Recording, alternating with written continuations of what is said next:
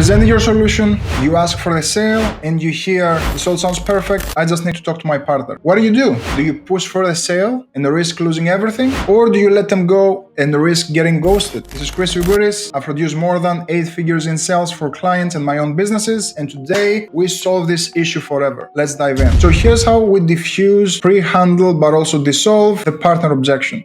First, we have to realize that 95% of the time, it's a smokescreen objection. It falls under 3 different buckets. It's either a money objection, it's a fear objection, or it's a time/logistics objection. But people say, I just need to talk to my partner because it's the easiest thing to do at that point. It's an easy way to delegate the responsibility of that decision because they don't want to reveal the others. So don't be afraid to probe, lean into the objection, to unpack what's really going on. Now, number 2, in 5% of scenarios, it's a true partner objection, and someone does have to go through and talk to their partner about this because it's a true logistics objection.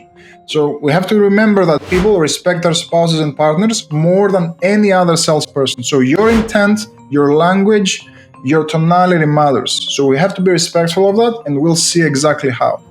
Now, how do we pre-handle the partner objection? We always have to remember that the easiest way to handle it is making sure that all decision makers are present during your pitch and during commitment phase when you ask for the sale. So in B2B, and you can do this in your emails, DMs, or preliminary discussions that you're having, ask them this. What's the typical decision-making process you guys follow when it comes to solving X and Y and Z? Notice that I'm not making it solution-based, or I'm not asking them, how do you guys buy X and Y and Z solution? I'm asking them, what's the decision-making process you follow when it comes to solving this and that problems? In a B2C scenario, we want to be a little bit more stealthy when we do it. So we ask, do you have a spouse or living the single life right now? Just to see if there is a spouse to begin with. Now, how we move the conversation forward is in the B2B scenario, who else should we involve in this conversation so we are all on the same side of the table? Or in the B2C, are they aware of this conversation, or are we more on the stealth operation over here? And this is a nice way of asking them if they have unveiled their problems with their partner so far, because a lot of times you will get people where they keep investing in programs or solutions and they end up not having the support of their partner. So we need to be aware of that red flag so we can handle it. And how you finally include the partner into the next meeting is you simply ask, should we include them in our next meeting just so we can have their perspective on this? Or in a B2C, should we include them in our next meeting just so they can feel included or just so they feel heard? And that's a nice, polite way of getting them to include their partner. You book the second meeting and you continue the conversation with everyone there. Now, during the conversation, we can also check for signs of support. So ask them this. How does your partner feel about you wanting to fix X and Y and Z problem? Would they be supportive? And this is where you can do a temp check, see how the third party feel about them wanting to implement a solution, and you can handle from there. Now, if you see signs of hesitancy, you want to check that red flag. So ask them this.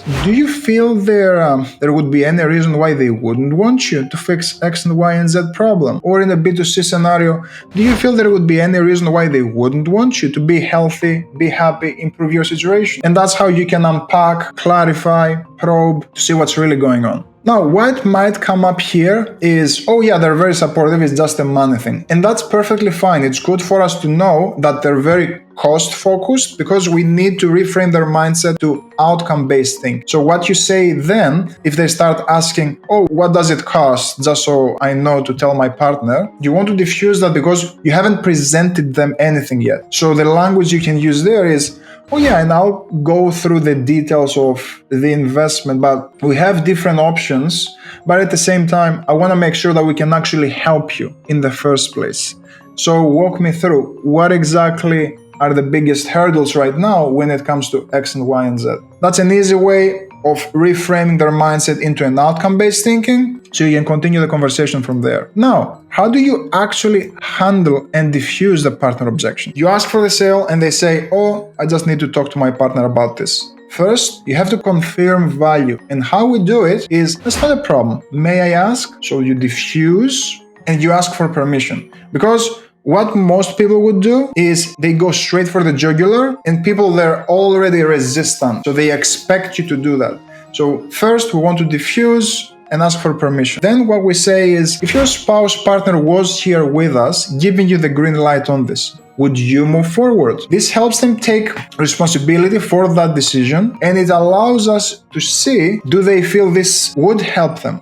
And their feelings around it. Because the easiest thing for them to do is, let me talk to my partner, but if they don't feel that this will help them in the first place, well, there's nothing to talk with their partner about, right? So once you get the confirmation here, and if you've done a good job presenting, you should get a clear yes. You want to ask why though. You want them to get them to defend that why and start selling themselves on why they feel this would help. Now, once you go through that stage, ask them this. Well, if you do feel that this would help you, how does your spouse or partner feel about you wanting to increase leads or provide for the family though? And now this will allow them to unpack their partner's feelings or hesitation around them taking action. Then you want to ask, well, what happens if you go to them and they don't want you to make changes so you can fix X and Y and Z? And we have different scenarios here. Sometimes people will say, I'll just do it anyway because we really need help and this and this and this. Then you can simply re-ask for the sale by saying, okay, well, if you would do it anyway, what we could do is we can kick off the onboarding process, get you access to everything, and on your first onboarding call, we can include your partner so they feel included in this decision. But instead of you going to them with a big fat bill and all the weight of the decision on their shoulders, we actually show them that we're including them in your transformation journey. Would that help you if we did it like that? And I've done this a lot of times, guys. People will move forward if they say, I'll just do it anyway. Now, what if they say, we won't move forward then? Well, we've hit a stone wall. And now we've uncovered the clear reason why they wanted to talk to their partner in the first place. What we want to say then is, I totally understand the last thing we want is to create friction. So what are some possible hesitations they might have when it comes to fixing X and Y and Z? And if you've confirmed the solution, confirmed the value right up here, it's typically going to be about money. So you handle it as a money objection, which you can do by watching my other videos in my channel. Now, what if they say, well, they would never say that, I just want to discuss this decision with them. Here's what you can say. And the last thing we want is to create friction. What would be your time frame in you discussing with them to see if this is something they would want you to do? Now, if they say anything else than tonight or tomorrow, it's a red flag. No one needs, let's talk about the B2C scenario, no one needs 5 days to talk to their wife, right? Give me a break. So we need to have a discussion around that. If they say, yeah, just give us a week, what you want to say is, there's no problem. I guess besides you wanting to talk to your wife, is there a specific reason why you wanted to push it that much? Because when I typically make decisions and I want to ask my wife, it only takes me a day. So we want to be on their side of the table, but we want to unpack and find the exact reason why they're saying no. Now, if they say, let's talk tomorrow, you'll book an appointment with them, but at the same time, you have to coach them through what they say. Because these people, you have to realize the moment they walk away from that call, they are the salesperson. You no longer have control on what they're going to say. So in between the two calls, you have to coach them how they're going to bring up that issue with their partner. So you can say something like, may I make a suggestion? Paul, yeah, because I want you to win, I want both of you guys to be on the same side here, it might be worth communicating to them what you've shared with me so far, that you've been struggling with X and Y and Z, and that if you don't take action, X and Y and Z will happen.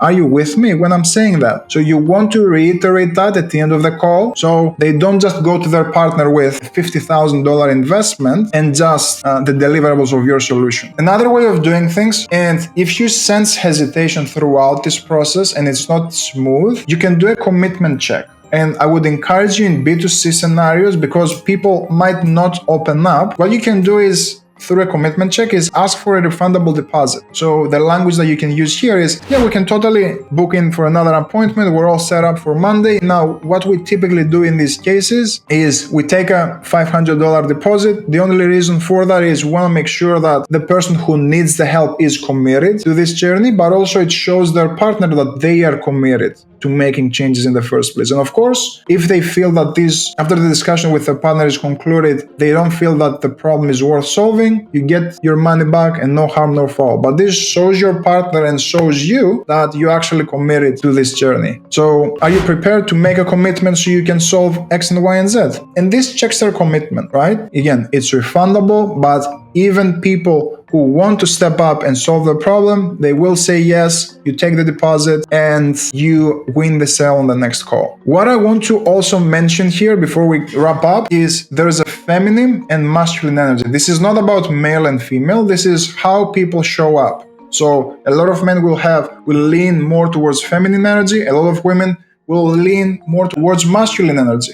So depending on how you approach things and how you see the other person act, when it comes to feminine energy, you want to be a little bit more laid back and lean towards a next call decision and default towards taking a deposit and booking the next meeting after coaching them. When you sense a lot of masculine energy and you sense that that person is the true decision maker, you want to lean forward towards a now decision. And you have to get them to realize that at the end of the day, the weight of that decision is on their shoulders. And you can use that language. You can tell them, hey, I sense some hesitation on your end, and I'm sure, you have to talk to your partner, but have you heard of the phrase, heavy is the head that wears the crown? Yes, no, whatever they say. Yeah, it's not the weight of the actual gold or the jewels on the king's crown. It's the weight of the responsibility that they have. So they can move the family forward or they can move the company forward. So from your perspective, do you feel it's fair, for lack of a better term, to put all that weight of that responsibility on your partner's shoulders, since at the end of the day, it's your decision to take the company to the right decision to accomplish your vision. And this is massive to get people to accept responsibility and move forward. Again, feminine versus masculine energy. That wraps it up, guys. This is exactly how you pre-handle and diffuse the partner objection. As always, if you found value, drop me a like, subscribe to the channel, and if you need help with your sales, my booking link is below. Book a call and let's see if I can help.